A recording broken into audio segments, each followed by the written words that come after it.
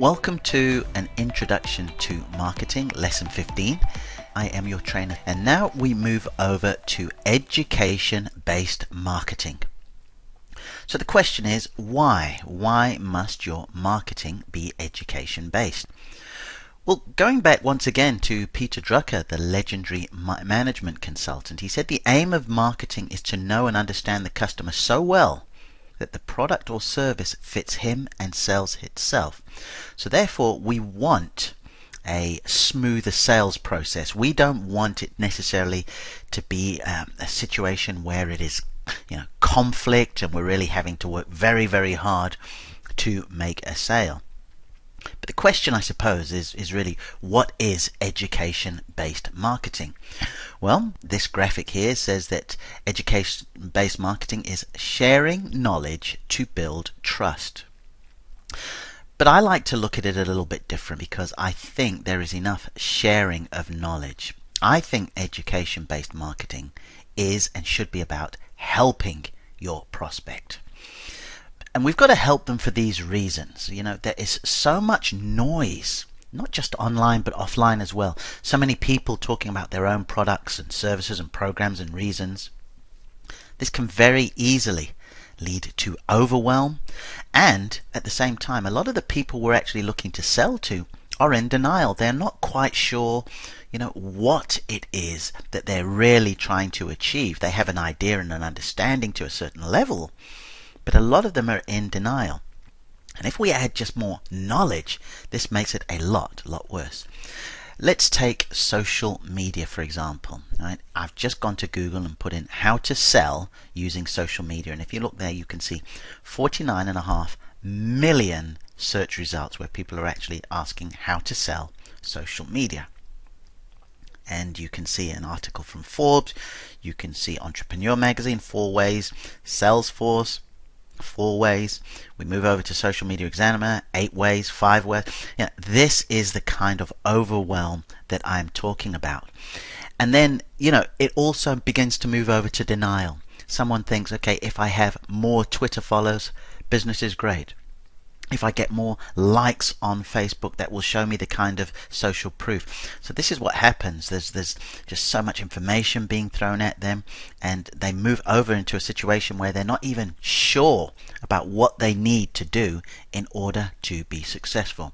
So while we do most definitely want to have a smoother sales process, we also want to be able to sort of transmit a feeling to our prospect and demonstrate to them that we understand their problem.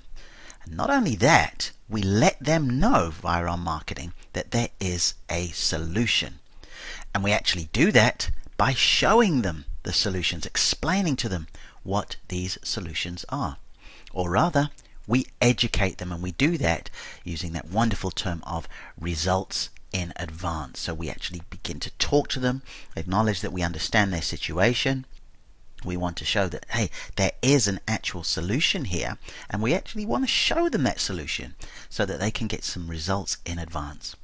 Now, a big question that will often get thrown my way is, what if you educate them too much to an extent where you, as the business, as the educator, are totally worn out from just giving all this stuff away? And more importantly, that your prospect is just totally overwhelmed, where they're sort of just drowning in the same sort of information as before? Well, the answer is you are moving them towards a sale with your marketing, with your education. I like this graphic here because it's sort of showing that step by step leading up to the top there, all with view to moving towards a sale. So you've got to actually sit down, think about it very carefully about, okay, what do I need to do to move them to this next level, to this next level, to this next level, while also being aware of the fact that their ultimate solution will come from buying what I have to offer. So you provide useful information that can immediately help them. You hold your hand up, you say, listen, I get it, I can help you, come on, let me show you how.